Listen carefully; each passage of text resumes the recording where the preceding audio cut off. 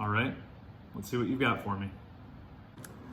Canopic jars, fresh from the tombs of Natesh.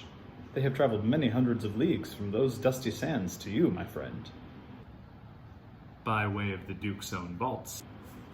Perhaps, though let me tell you, friend Oz, the Duke's vaults are a much tougher nut to crack. The less I know, the better. You want to impress the girls down at Madame Deschaines with tales of your cunning thievery? Go right ahead. But if Sheriff Bryce stops by my shop and asks me why I happen to have 3 Kanatum Dynasty canopic jars, I don't want to be able to tell him the details. Understood?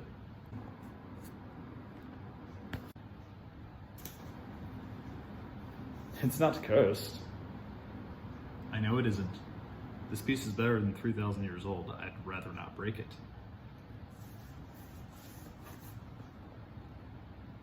Mummy dust? You hold in your hands the remains of one of the greatest sorcerer kings of old.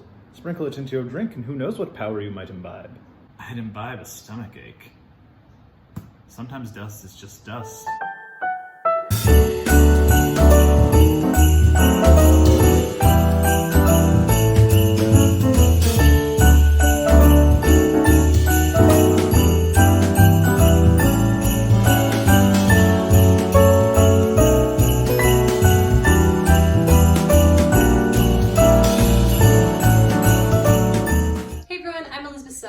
And I'm Jonathan Rath. And we are co-publishers of Collective Tales Publishing. And we're here today at Marissa's Books and Gifts. Yes, so exciting. So we have a lot of fun events and activities planned. Some of the authors from Collective Darkness, a horror anthology, out now, and Collective Fantasy, which will be out soon in November 2021. And we also have some authors from The Darkness Between, which is a horror anthology of short fiction that's going to be coming out next fall, around Halloween time, and some other friends and authors from other books that we have as well. Yeah, so stay tuned. So we are going to start with a traditional reading from one of our Collective Fantasy authors. Happy holidays, everyone. It's that great time of year to get in your cozy clothes, wrap under a warm blanket, and have a cup of hot cocoa and a great story. Now, I personally can't help you, you're cocoa deprived, but I can help add stories to your life. The baby cried when my breast ran out of milk. They'd emptied faster recently, but I had no good explanation. None other than that I was just as hungry as the baby.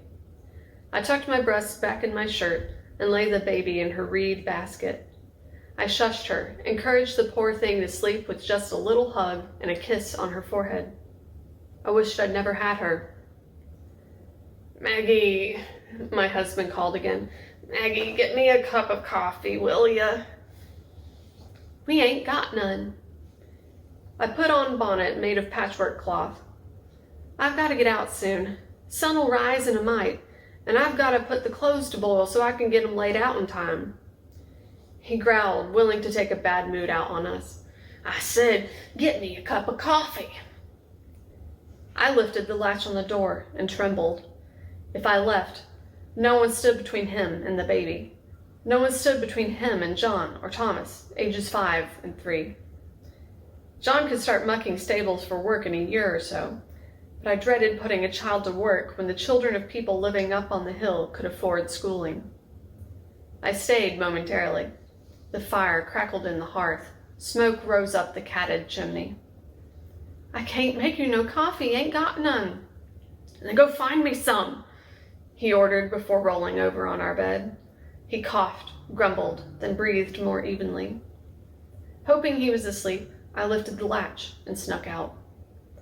I let the latch down quietly, then rifled through the things under the rickety lean-to. I slung a sack of new laundry over my shoulder, then picked up a basket filled with small bags of ashes, hoof clippings, and bottles of chamber lye. Chamber lye was better when made from the piss of a little boy than a man, but something disturbed me about using my son's piss when bleaching shirts. My arms full, I wasn't able to carry a torch or something of the sort down to the riverside. The walk was about a quarter mile, but in the darkness of the morning I risked hurting my bare feet or stepping on a snake. Some days I prayed for a snake and asked Yarent their god to make it extra poisonous. Hi everybody, my name's Sophie Queen and I'm here to wish you a happy holiday. Wasn't that just warm and cozy? Yeah, but now I'm feeling really cocoa deprived. Oh, I'm tea deprived. Okay, after this we'll get some cocoa and tea. So, what do we have next? Next we have a game. Ooh, a game? Is it like Truth or Dare? Truth. Actually, it's called Lost in Transmission. So the way it works is we'll have one author tell us about their story, and then the next author will listen to that and provide their own story, and then also repeat back what the previous one was, and so forth through a series of authors that they'll be throughout the program. Kind of like telephone? Yeah, like space telephone. Ooh, exciting. So hopefully that makes sense to everybody. If it doesn't, you'll see very soon. So, check it out. Happy holidays! Today I'm Armida Bala and I'm here to talk to you about my short story, The Last Planet.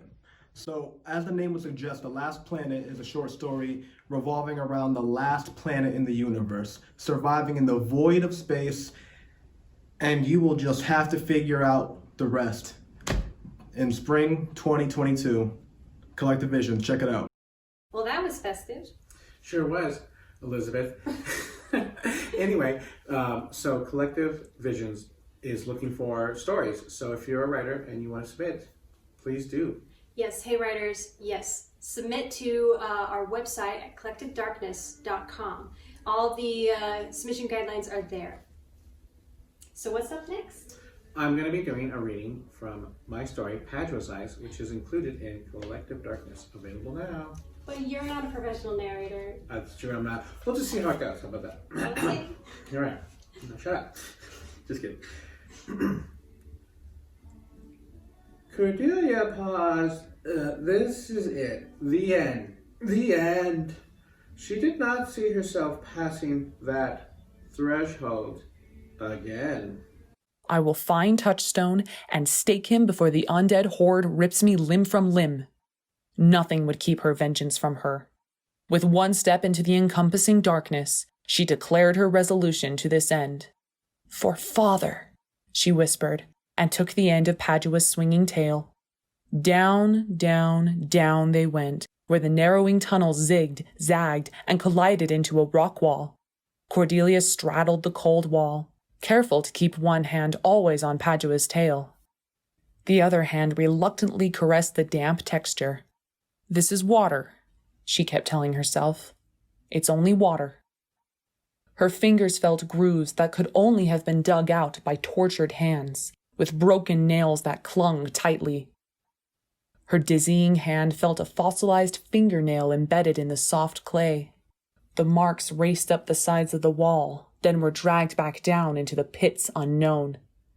Cordelia shuddered as images filled her mind with tormented souls failing to escape.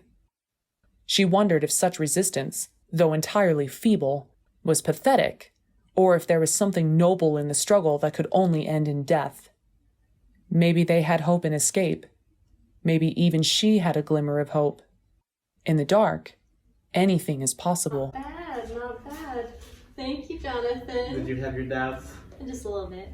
Well, that reminds me, Collective Darkness audiobook is coming soon, so stay tuned for more details. Great. And then next we have a festive interlude from one of our newest collective fantasy authors. Ooh, yes. And after that, we have a part 2 of the Lost in Transmission game. Stay tuned. Things are going to get even more lost. Once night had wrapped the sky in her quilt of darkness, Lythe was out on the streets again, well rested and prepared. The moon was gone for the evening, and clouds covered the sky, leaving the city a black void. Some said the moon was a vagabond's best friend, but they were wrong. What better to expose a thief than the pure white radiance of the sky? The victim may be sleeping, but the gods could still see you. In that shade of space, they couldn't.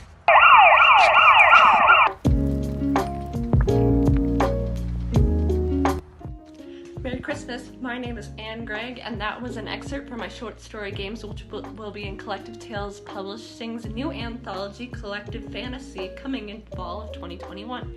Happy holidays! Happy holidays from me and this guy right here.